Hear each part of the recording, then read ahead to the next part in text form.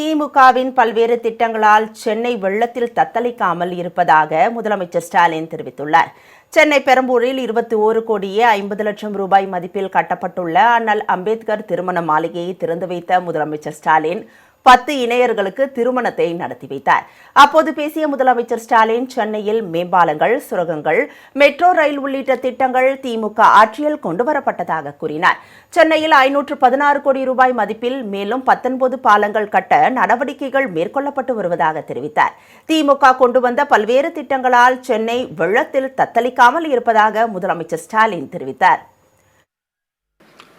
திராவிட முன்னேற்றக் கழகம் ஆட்சி பொறுப்பு ஏற்கிற நேரங்களில் எல்லாம் ஏராளமான திட்டங்களை தமிழ்நாட்டிற்கு, குறிப்பாக இந்த சென்னை மாநகரத்திற்கு நாம் கொண்டு வந்திருக்கிறோம். இன்றைக்கு இருக்கக்கூடிய சென்னையில் இருக்கக்கூடிய மேம்பாலங்களை பார்த்தாலே உங்களுக்கு நன்றாக தெரியும். சுரங்கப்பாதைகளாக இருந்தாலும் சரி, பூங்காக்களாக இருந்தாலும் சரி, மெட்ரோ ரயில் வசதி எல்லாவற்றையும் திமுக ஆட்சியில் தான், நம்முடைய திராவிட மாடல் ஆட்சியில் தான் கொண்டு வந்திருக்கிறோம்.